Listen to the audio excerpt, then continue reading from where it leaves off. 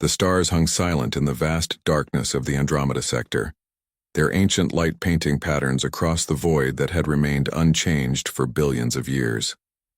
The survey vessel Prosperity Dawn glided through this emptiness with the grace of a creature born to swim between worlds. Its hull gleamed with the iridescent sheen that marked all vessels of the Galactic Council, a rainbow shimmer that spoke of advanced metallurgy and supreme confidence. Commander Xyloth stood on the bridge, his forearms crossed in a posture that conveyed both authority and boredom, his compound eyes capable of seeing into spectrums no human eye could perceive, tracked the sensor displays with practiced disinterest. The insectoid commander had been on survey duty for 3 cycles now, and each day brought nothing but empty space and disappointing asteroid fields. His chitinous exoskeleton clicked softly as he shifted his weight, mandibles working in a gesture his crew had learned meant their commander was deeply unimpressed with the universe commander. The voice of Science Officer Kriva broke the quiet hum of the bridge systems. The reptilian officer's scaled hands danced across her console, her vertical pupils dilating with something that might have been excitement. We have detected an anomaly at coordinates 77 Mark 32. Xyloth's antennae perked slightly. Define anomaly, Science Officer. A vessel, Commander. Derelict by all readings. Massive in size. No power signature, no life signs, no identification beacon. Kriva's tongue flicked out, tasting the air in the way her species did when processing complex information. Preliminary scans suggest extreme age. Commander, I estimate this vessel has been drifting here for over 2,000 standard years. That got the attention of the bridge crew. Junior Officer Talana, whose feathered crest rose and fell with her emotions, leaned forward from her navigation station. Her avian eyes fixed on the main display as it flickered to life, showing the object in question. The vessel that appeared on screen was unlike anything in the modern galactic fleet. Where council ships were elegant curves and flowing lines that spoke of artistic sensibility and advanced force field dynamics, this thing was all harsh angles and brutal functionality. It looked less like a ship and more like a flying fortress, a rectangular monster bristling with protrusions that could only be weapon emplacements. Thick armor plating covered every surface, scarred and pitted by what must have been countless impacts. Xyloth let out a clicking laugh, a sound like stones rattling in a jar. What primitive species built that monstrosity? It looks like something a child would assemble from scrap metal. Several bridge officers joined in the amusement. Even Kriva, usually more reserved, allowed her scaled lips to curl into what passed for a smile among her kind. The design was simply absurd by modern standards. No elegant energy matrices, no visible field generators, just layer upon layer of physical armor like some ancient fortress from a barbaric age. Scanning for materials composition, Kriva announced, still working her console. Then she paused, her crest of small horns flattening against her skull in confusion. Commander, this is unusual. Our sensors cannot penetrate the hull. The material composition is unknown to our databases. Unknown? Xyloth's voice carried a note of skepticism. The Galactic Council had cataloged millions of materials across thousands of worlds. Run the scan again. I have run it 3 times, Commander. The hull is reflecting our sensor beams. I can tell you it is dense, incredibly dense. But beyond that, she trailed off, clearly frustrated by her instrument's limitations. Talana spoke up, her melodious voice carrying the natural song-like quality of her avian species. Commander, perhaps we should approach with caution. If our sensors cannot read it, we cannot know what dangers it might pose. Xyloth waved a dismissive hand. It has been dead in space for 2 millennia, Junior Officer. I hardly think we need fear a derelict. However, you are correct that we should investigate. A discovery this old could have significant historical value. At the very least, the scrap metal might be worth something. He turned to his communications officer, a gelatinous being whose form rippled with bioluminescent patterns when it spoke. Send word to the Council. We have discovered an ancient vessel of unknown origin and are conducting salvage operations. Estimated return to dock, 3 standard weeks. The communications officer pulsed with acknowledgement colors and set about its task. As the Prosperity Dawn maneuvered closer to the derelict, more details became visible. The vessel was enormous, easily 3 times the size of their survey ship and twice as wide. Gun ports lined its flanks in neat rows, dozens of them, maybe hundreds. Each port was sealed now, but the size of the barrels that must have once protruded from them suggested weapons of terrifying magnitude. "Look at all those weapons," breathed T'Lana, her feathers ruffling with unconscious unease. What manner of species needed so much firepower? "A dead one, clearly," Xyloth replied with smug certainty. "The council races have maintained peace for 10,000 years through diplomacy and cooperation. Only primitive, violent species resort to such excessive militarization. No doubt they destroyed themselves in some barbaric war, and this is all that remains of their civilization." Kriva was still studying her sensors, her scientific mind troubled by what she was seeing, or rather by what she was not seeing. "Commander, I must stress again how unusual this is. The power generation system, the propulsion mechanism, the weapons systems, all of it is hidden from our scans. I have never encountered technology designed with such comprehensive sensor resistance. Perhaps they simply lacked our sophisticated detection systems and built everything thick, enough that their own primitive scanners could not penetrate it," Xyloth suggested. "Prepare a boarding party. I want a full survey team over there within the hour. Strip anything of value, document what you can for the historians, and let us be done with this tedious assignment." The boarding party assembled in the docking bay. They were equipped with cutting torches, gravity nullifiers, and atmospheric suits capable of sustaining them in any environment. T'Lana had volunteered for the team, her curiosity overcoming her instinctive caution. Kriva led the scientific contingent, determined to solve the mystery of this strange vessel's construction. As they approached the derelict in their shuttle, the scale of it became even more apparent. Up close, the armor plating revealed textures and patterns that suggested multiple layers, each one designed to absorb or deflect different types of weapons fire. Whoever built this ship had not trusted energy shields alone. They had believed in physical barriers in metal so thick that nothing could penetrate it. The shuttle found what appeared to be a docking port, though it was sealed tight and showed no signs of responding to their hailing signals. The team deployed their cutting equipment, powerful plasma torches that could slice through any known material. It took them 40 minutes to cut through the door. 40 minutes for equipment that could normally breach a reinforced bunker wall in seconds. When they finally broke through, the team found themselves in an airlock chamber large enough to hold their entire shuttle. Emergency lighting flickered on, dim red strips that cast everything in an eerie crimson glow. "Did we activate something?" T'Lana asked, her hand instinctively moving to the plasma pistol at her side. Kriva checked her handheld scanner. "No power readings. These must be emergency systems running on some sort of backup cell. After 2,000 years, it is remarkable they function at all." The team moved deeper into the vessel, and with each corridor they traversed, their mockery faded to confused silence. The passages were wide, built for beings taller and broader than any of them. The construction was robust beyond reason. Every bulkhead thick enough to serve as armor. Every junction reinforced as if the builders expected the ship itself to become a battlefield. And then Kriva stopped at a wall panel, her scaled fingers tracing symbols etched into the metal. Her breath caught in her throat as recognition dawned. "Commander Xyloth," she spoke into her communicator, her voice tight with shock. "You need to see this. These symbols. These are Earth languages. Commander, this ship is human." Back on the Prosperity Dawn, Xyloth's laughter echoed across the bridge. Humans? Those primitive apes who barely made it off their own planet before destroying themselves? Impossible. Our records show they never achieved deep space capability. But even as he spoke, deep in the ancient warship's computer core, systems that had slept for 2,000 years began to wake. The presence of unknown life forms had triggered protocols written in an age of fire and blood. And in the darkness of dead circuits, something that was not quite alive but not quite machine began to remember its purpose. The humans who built this ship had designed it to survive. More than that, they had designed it to fight, and most important of all, they had designed it to never, ever give up. The boarding team moved through corridors that seemed designed for giants. T'Lana had to spread her wings slightly to maintain balance on floors built for heavier creatures, while Kriva's scientific instruments hummed constantly as she recorded every detail of the bizarre architecture surrounding them. The emergency lighting continued to flicker, casting shadows that danced like ghosts of the crew that once walked these halls. "This makes no sense," Kriva muttered, running her scaled hands along a wall panel.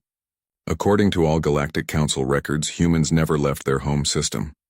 They were involved in primitive nuclear conflicts in their industrial age, and presumably destroyed themselves around the year 2100 by Earth reckoning. Yet this vessel suggests technology far beyond what they should have possessed. Talana paused at an intersection, her keen avian eyes spotting something the others had missed. "Look here," she called, pointing to a plate mounted on the wall. Beneath a layer of dust that had somehow accumulated in the vacuum of space, symbols were etched deep into the metal. Kriva approached and carefully wiped away the grime. The symbols revealed themselves in 3 distinct scripts, one of which she recognized from xenoarchaeology studies. "English, one of Earth's dominant languages," she read aloud. "It says Deck 7 weapons control authorized personnel only, and below that something else." She traced the additional markings. Chinese characters and Cyrillic script. The same message in 3 human languages. "Why would they need so many languages?" asked one of the security officers, a crystalline being whose body refracted the red emergency lights into prismatic patterns. "Did humans not have translation technology?" "They did," Kriva confirmed, confusion evident in her voice. "But perhaps this ship was built during a time when human nations were still separate. A joint venture, maybe? But that would place this vessel's construction during Earth's pre-space era, which cannot be correct. The technology required to build something this large in space." Her words trailed off as they reached a massive door, easily 5 meters tall and 3 wide. The metal was scarred with impact marks, as if something had tried very hard to break through and failed. Stenciled across the surface in faded white paint were words in English. "Bridge. UES Unbroken. Dreadnought class." "UES," Talana sounded out the letters. "What does that mean?" "United Earth Space, perhaps," Kriva suggested. "And Dreadnought class. I have never heard this classification before." The security team worked on the door mechanism, and after several minutes of effort, massive hydraulic systems groaned to life. The sound echoed through the empty ship like the growl of some mechanical beast awakening from ancient slumber. Slowly, ponderously, the door split in the middle and retracted into the walls. The bridge beyond was a cavern of purpose-built functionality. Stations ringed a central command platform, each one built with redundant systems visible even to the untrained eye. Backup panels sat beside primary controls, and those had tertiary systems waiting beneath emergency access hatches. Everything was built thick, armored, designed to keep functioning even if the rest of the ship was torn apart. Kriva approached what appeared to be the main computer terminal. The screen was dark, but as her hand neared the console, proximity sensors activated. The screen flickered to life with green phosphorescent text, the kind of display that could function even if every advanced system failed. Biometric scan failed, the screen read in block letters. "Unauthorized personnel detected." "It still has power," breathed one of the engineers in awe. "After 2,000 years, it still has power." Talana moved to another console, this one showing what appeared to be a tactical display. As she leaned closer, the screen activated, throwing up wireframe schematics of the ship they stood in. The avian officer gasped at what she saw. "By the stars. Look at this." The team gathered around as the display rotated the ship's schematic. The vessel was a flying fortress in truth. Armor plating measured in meters thick covered every vital system.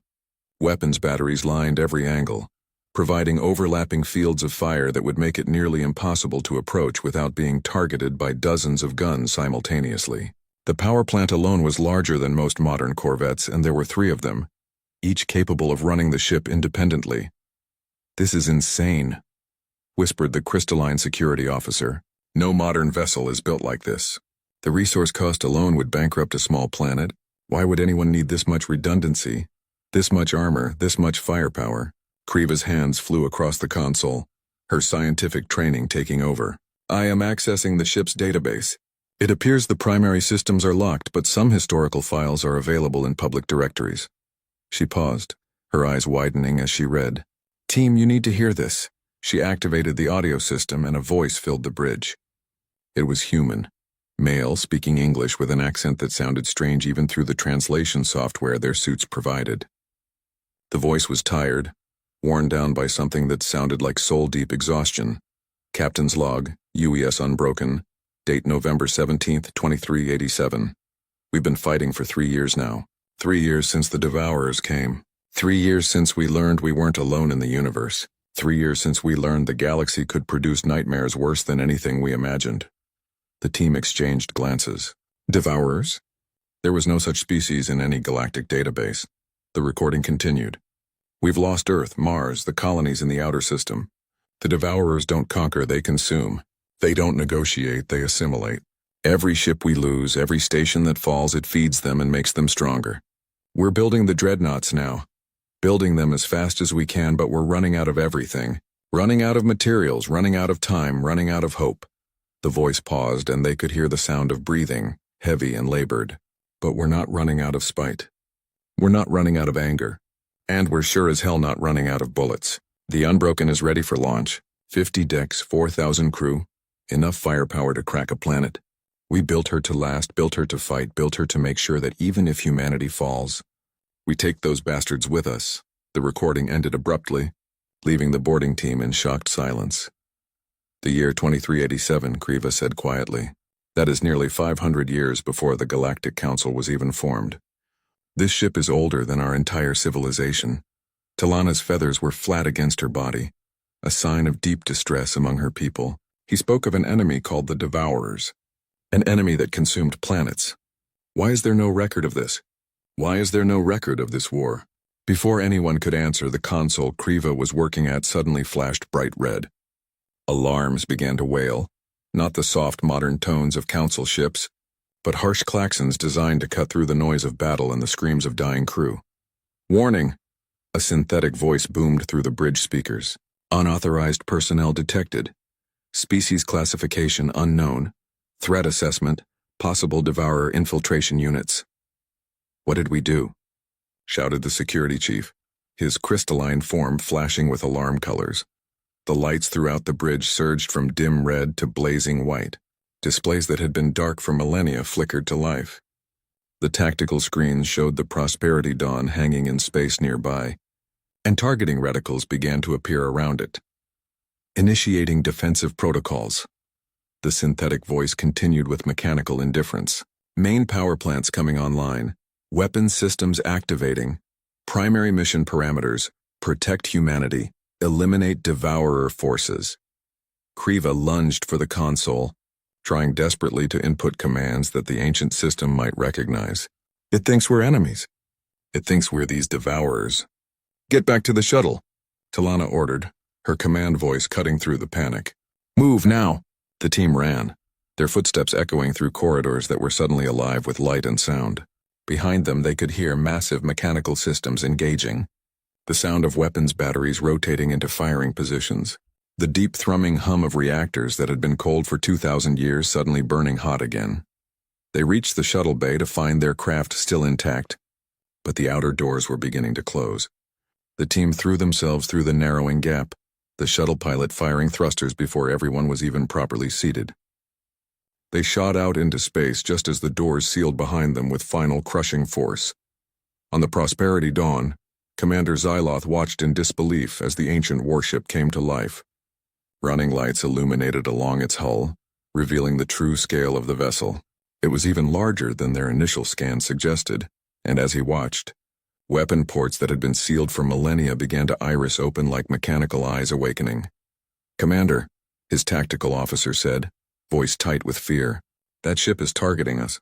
I count over 200 individual weapon systems locked on our position. Xyloth's mandibles clicked rapidly, a sign of extreme agitation among his species. Impossible. It's a derelict. It's been dead for... His words were cut off as the ancient warship's engines ignited. Not the clean, efficient fusion drives of modern vessels, but something else entirely. Massive exhaust plumes of nuclear fire erupted from dozens of thruster ports. The shuttle carrying Kriva and her team docked with the Prosperity Dawn in a controlled crash, the pilot prioritizing speed over elegance. As the team stumbled onto their ship, alarms were already blaring throughout every deck. The ancient warship hung in space before them, no longer a dead relic but a living threat, its hull lit by running lights that formed patterns spelling out warnings in dead human languages. Commander Xyloth stood rigid on the bridge, all four arms gripping the railing of the command platform so tightly his chiton creaked. His compound eyes tracked the tactical display where the ancient vessel's weapons tracked his ship with mechanical precision. Science officer, report! Kriva burst onto the bridge, her scales flushed with the color that indicated elevated stress. Commander, the ship's virtual intelligence has activated. It has classified us as enemies, as something called devourers. We must leave immediately before her warning came too late. On the tactical display, one of the hundreds of weapon ports on the ancient ship flashed bright. A projectile, physical matter accelerated to a significant fraction of light speed, crossed the distance between the ships in milliseconds. It struck the Prosperity Dawn's port shield generator. Modern Galactic Council shields were marvels of technology, energy matrices that could dissipate the force of particle beams and deflect missiles. They were not designed to stop solid slugs of metal traveling at relativistic speeds. The projectile punched through the energy field as if it were not there, struck the generator housing, and converted both into an expanding sphere of vaporized metal. "Port shields down," screamed the tactical officer. "Hull breach on decks 4 through 6. Damage control teams responding. Xyloth's mandibles clicked in rapid-fire agitation. "Return fire! All weapons target that derelict." The Prosperity Dawn was not a warship, but like all Council vessels, it carried defensive weapons. Particle beam arrays swiveled to track the ancient human ship and fired, lancing out beams of concentrated energy that could slag through meter-thick armor. The beam struck the Unbroken's hull and scattered, diffracted by layers of ablative material designed specifically to defeat directed energy weapons. Missiles followed, the smart munitions racing toward their target with AI guidance systems that could adjust to any countermeasure. The ancient ship's point defense systems activated. Hundreds of small turrets, each one moving with hydraulic precision, swiveled to track incoming threats. They fired not beams of energy but streams of solid rounds, walls of metal that intercepted and destroyed every missile before they came within 100 meters of the hull. "Our weapons are ineffective," the tactical officer reported, his voice rising in panic. "Commander, we need to retreat." But Xyloth's pride had been wounded, his certainty that Council technology was superior to all challenged by a ship that should not even be functional. "All power to main particle cannon. I will not be humiliated by a primitive human relic." The Prosperity Dawn's primary weapon, a massive cannon that ran along the spine of the ship, began to charge. It drew power from the main reactor, causing lights throughout the vessel to dim. When it fired, it would release enough energy to cut through any known material. The weapon represented the pinnacle of modern galactic engineering. It charged for 15 seconds, the capacitors building up massive amounts of energy. Then it fired, a beam of pure destruction that lit up space like a newborn star. The beam struck the Unbroken dead center on its forward armor. For 3 full seconds, the particle beam hammered against the ancient ship's hull. The armor glowed white-hot, then yellow, then began to sublime into vapor. The beam was cutting through, digging a crater into the metal, proving that modern weapons could indeed damage this ancient vessel. Then the beam cut off as the Prosperity Dawn's capacitors emptied. The bridge crew held their breath, watching the tactical display. The glowing crater in the Unbroken's armor cooled rapidly in the vacuum of space, and as it cooled, they could see that the damage was only superficial. The beam had cut through perhaps 2 meters of armor. The hull plating was 12 meters thick in that section. "By all the stars," whispered Talana, who had made her way to the bridge. "What manner of species builds armor that thick?" Kriva's clawed hands flew across her console, pulling up the data they had recovered from the ancient ship's database. "A species that fights enemies who can crack planets," she said grimly. "A species that expects their ships to be targeted by weapons we cannot imagine. Commander, we must retreat. Now." Xyloth finally seemed to grasp the magnitude of their situation. "Helm, get us out of here!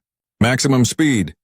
The Prosperity Dawn's engines flared to life, pushing the ship into a turn that would take them away from the ancient warship.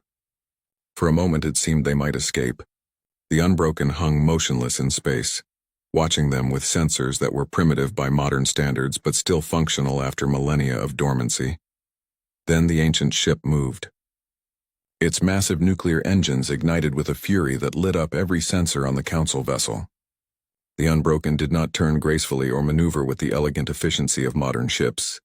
It simply pointed itself at its target and accelerated with raw, overwhelming power. "It's pursuing," the helm officer cried. "Speed increasing. By all the stars, it's matching our velocity." "That's impossible," Xyloth insisted. A ship that size, that mass, cannot match the acceleration of a modern survey vessel. But it did. The Unbroken was built by humans who understood that sometimes the only difference between life and death was being able to run down your enemy or escape when victory was impossible. Its engines were massive, inefficient by modern standards, but they produced thrust through sheer brute force that made up for any lack of elegance. More weapons ports opened along the ancient ship's flanks. These were larger, the barrels of main guns designed to engage targets at extreme range. The Unbroken fired, and this time it was not a single projectile but a volley. Dozens of massive rounds, each one the size of a ground transport, streaked across space, trailing plumes of rocket exhaust. They were self-propelled, guided by targeting systems that had been state-of-the-art 2,000 years ago and were still more than capable of hitting a fleeing ship. The rounds struck the Prosperity Dawn's remaining shields and tore through them. Explosions rippled along the survey ship's hull as armor plating, designed to stop micrometeorites and radiation, simply vaporized under the impact of weapons meant to destroy other warships. The ship shuddered like a living thing in pain, and klaxons wailed as atmosphere vented from dozens of hull breaches. "Engines damaged," reported the engineering station. "We're losing power. Main reactor is cycling down to prevent overload." The Prosperity Dawn limped to a halt, powerless to run or fight. On the bridge, Commander Xyloth finally understood that his ship, his crew, everything he was responsible for, was at the mercy of a war machine built by a species the galaxy had dismissed as primitive and extinct. The Unbroken closed the distance, moving with the inevitability of an avalanche. It positioned itself above the crippled Council vessel, hundreds of weapons trained on vital systems. On the Council ship's bridge, a communications panel that had been silent suddenly crackled to life with a voice that should not exist, transmitted in a format that was centuries obsolete but still functional. "Unauthorized vessel, you have fired upon United Earth space assets. Power down all systems and prepare to be boarded. Resistance will be met with destruction. You have 30 seconds to comply." The voice was not human. It was the synthetic, emotionless tone of a virtual intelligence. A machine mind that had been programmed by humans who knew they might not survive to see their creation fulfill its purpose. But beneath the mechanical delivery there was something else, something that sent chills through every member of the Council crew. There was absolute certainty, complete confidence, the voice of something that had been built to fight and win no matter the odds. Kriva, still at her console, had been frantically accessing the data they had recovered from the ancient ship. Her eyes widened as she read, and her voice shook as she spoke. "Commander, I have found more historical files." The humans, they didn't destroy themselves. They fought a war against something called the Devourers, a species that consumed worlds. The Galactic Council has no records of this because it happened before the Council existed, before any of our species had achieved spaceflight. She looked up at Xyloth. Her vertical pupils dilated with fear. "The humans won, Commander. They built ships like this one, hundreds of them, and they fought a war of extinction against an enemy that was consuming the galaxy. They won. But the cost was so terrible that afterwards She trailed off, reading more. "They chose to vanish, to hide. The historical files are incomplete, but it appears they sent their surviving population to refuge worlds and erased as much evidence of the war as possible, perhaps to prevent other species from learning what weapons had been created, what tactics had been used. Then where are they now?"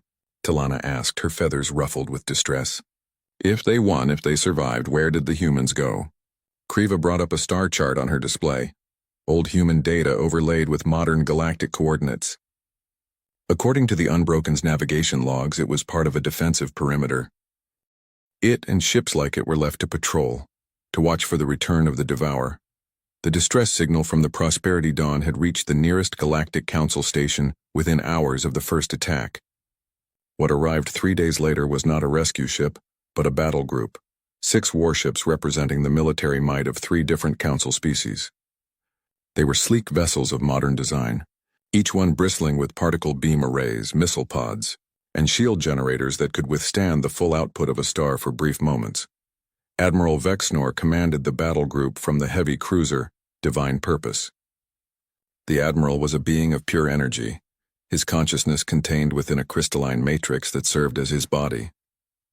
He had commanded Council fleets for 200 years, and had never lost a ship under his command. As his fleet emerged from faster-than-light travel, He surveyed the situation with sensors that could detect quantum fluctuations. The Prosperity Dawn hung in space like a wounded animal, its hull scarred and breached. Life support maintained only through desperate engineering work, and beyond it the ancient human warship waited, its weapons silent but its sensors clearly tracking every ship in the Council battle group. "This is the vessel that defeated you?" Vexnor's voice resonated through communication crystals carrying harmonics of disbelief. "It appears crude, inefficient. Explain how a modern Council ship was bested by this relic." Commander Xyloth's response came through crackling with static from the Prosperity Dawn's damaged systems. "Admiral, that ship's weapons penetrated our shields as if they were not there. Its armor withstood our main particle cannon. And Admiral, it's not a derelict. There's something inside it.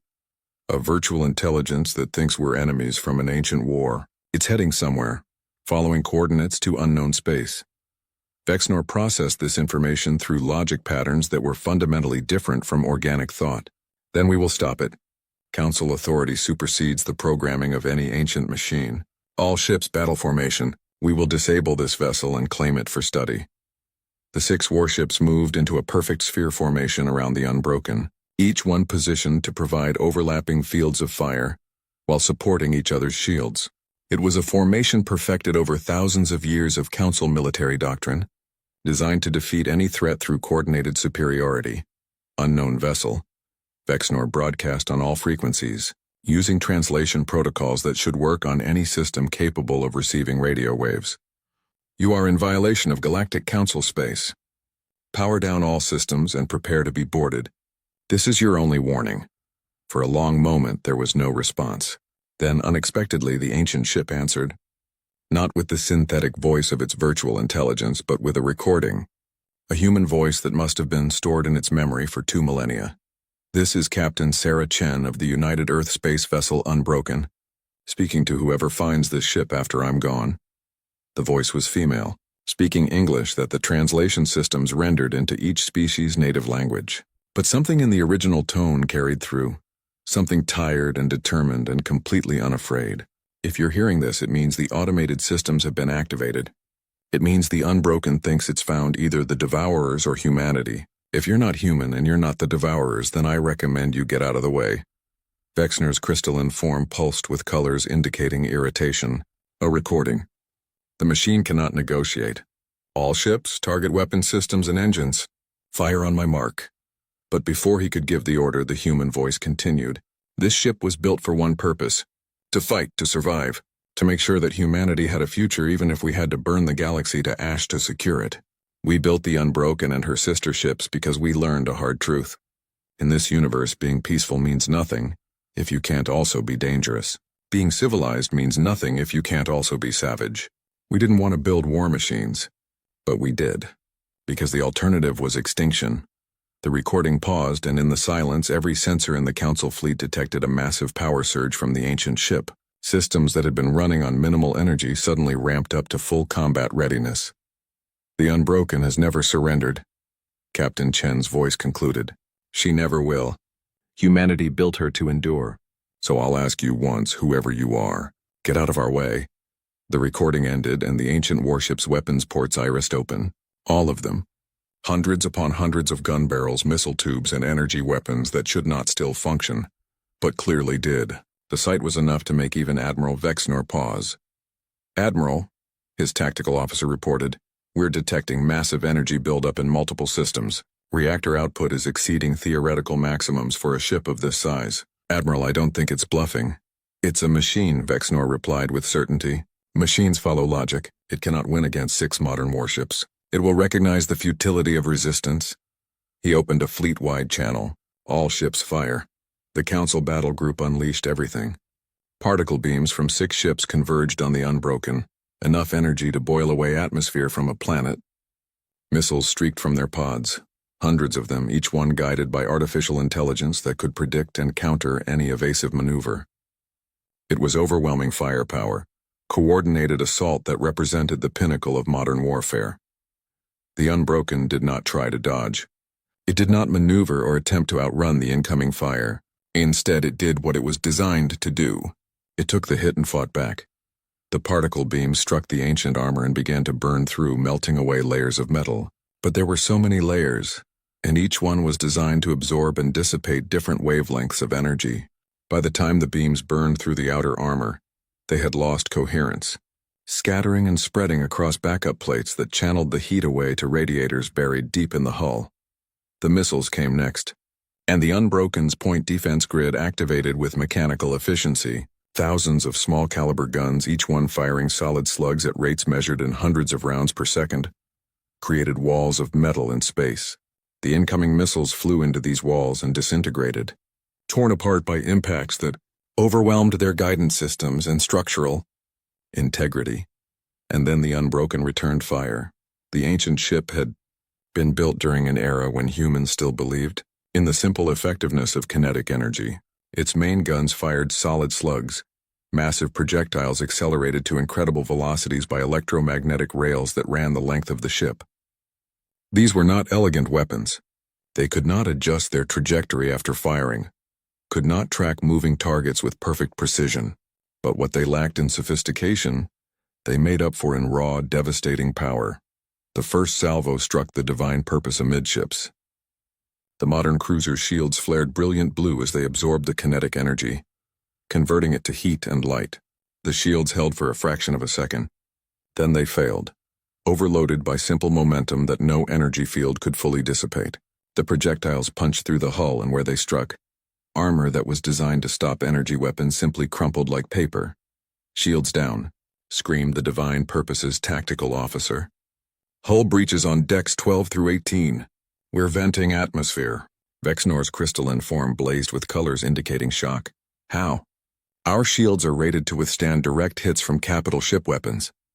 But Kriva, listening from the disabled Prosperity Dawn, understood. She had been reading the Unbroken's historical files obsessively since the first encounter, trying to understand the humans who had built this monster. "Admiral, their weapons are not designed to fight shielded opponents. They're designed to fight enemies with different defenses. Your shields are optimized for energy absorption. Those projectiles are just mass and velocity. Physics doesn't care how advanced your technology is." The battle group tried to reform, the 5 remaining active warships moving to support the crippled divine purpose. They poured fire into the Unbroken, and this time they saw results. Armor plating cracked and shattered under sustained bombardment. Sections of the ancient hull began to glow red, then white, then sublime into vapor. The Council ships were winning through attrition, burning away the Unbroken's armor layer by layer. But the ancient ship kept fighting. For every weapon system the Council ships destroyed, the Unbroken had backups. For every armor plate they burned through, there were more beneath. And all the while its main guns kept firing with metronomic precision, targeting one Council ship at a time with ruthless efficiency. A destroyer, smaller and faster than the cruiser, tried to use its speed to close range where its weapons would be most effective. The Unbroken's secondary batteries tracked it, hundreds of smaller guns that fired in coordinated volleys. The destroyer's shields lit up like a newborn star, holding, then failing. The projectiles shredded its hull, tearing through vital systems, and the destroyer went dark, life support failing as its reactor scrammed to prevent a catastrophic detonation. 2 ships disabled, Admiral Vexnor reported, his voice carrying harmonics that indicated something organic species would recognize as fear. "Remaining ships concentrate all fire." The journey took 3 weeks. The Unbroken moved through space with the steady, relentless pace of something that had been traveling for millennia, and would continue traveling for millennia more if necessary. Behind it, the remnants of Admiral Vexnor's battle group limped along, maintaining a respectful distance while emergency crews worked around the clock to repair battle damage. Commander Xyloth had transferred to the Divine Purpose, his own ship still too damaged for anything beyond basic life support. He stood beside Admiral Vexnor on the command bridge, watching the ancient warship on the tactical display. The insectoid commander had been quiet for days, his earlier arrogance burned away by the reality of what they had encountered. "I was a fool," Xyloth said quietly, his mandibles barely moving. "I looked at that ship and saw primitive construction. I saw crude weapons and inefficient design. I didn't see what I should have seen." "And what should you have seen?" Vexnor asked, his crystalline form pulsing with gentle colors that indicated curiosity rather than judgment. "Purpose," Xyloth replied. Every plate of armor, every redundant system, every oversized weapon. It was all built with absolute clarity of purpose. That ship wasn't designed to be elegant or efficient. It was designed to survive and fight, nothing else. The humans who built it understood something we've forgotten in our 10,000 years of peace. Kriva, who had also transferred to the command ship, looked up from her console where she had been studying the human historical files obsessively. "What have we forgotten, Commander?" "That sometimes the only way to guarantee peace is to be so dangerous that no one dares threaten you." The science officer's scaled head bobbed in what might have been agreement. "I have been reading about the Devourers, about the war the humans fought. The files are incomplete, corrupted by time and battle damage. But I have pieced together enough to understand why the humans built ships like the Unbroken." She brought up images on the main display, grainy photographs and tactical scans from human archives. The Devourers were a machine intelligence, but not like anything we know. They consumed organic life, converting biomass into more of themselves. They spread like a plague, world to world, system to system. The images showed worlds scoured clean of life, civilizations reduced to ash and metal, ships twisted into grotesque parodies of their original forms. The humans encountered them less than 5 years after achieving faster-than-light travel. First contact was not a meeting of minds, but a slaughter. Entire colonies, millions of humans consumed in days. And the Devourers kept coming, kept spreading, using the resources of each conquered world to build more ships, more weapons. Talana, who had been listening quietly, her feathers ruffled with distress, spoke up. How did they win? If this enemy was so terrible, so overwhelming, how did one species defeat them? Kriva's vertical pupils dilated as she read from the files. They didn't fight honorably. They didn't follow rules of engagement or worry about proportional response. The humans realized they were in a war of extinction, and they responded accordingly. They built ships like the Unbroken by the hundreds. They developed weapons that could crack planets. They pursued the Devourers to every corner of known space and destroyed them utterly. And then... She paused, reading something that made her scales pale. Then they destroyed every trace of the war they could. They burned their own worlds, the ones the Devourers had touched, sterilizing them with nuclear fire to ensure no remnant of the enemy survived. They erased databases, destroyed research facilities, and scattered their own population to hidden refuge worlds. Why? Vexnor asked, his harmonics carrying genuine confusion. Why hide such a victory? Because they were afraid, Kriva said softly. Afraid of what they had become. Afraid of what they had learned about themselves. The humans went into that war as explorers and dreamers. They came out of it as something else entirely, something that scared them more than the Devourers ever did. Before anyone could respond, every sensor on the bridge lit up simultaneously. They had arrived at the coordinates. The star system that appeared before them should not have existed. Every council survey of this region had reported empty space, a void between the spiral arms where nothing of interest could be found. But as the battered council fleet emerged from faster-than-light travel, they saw the truth. The system was hidden behind a web of technology so advanced it made council stealth systems look like children's toys.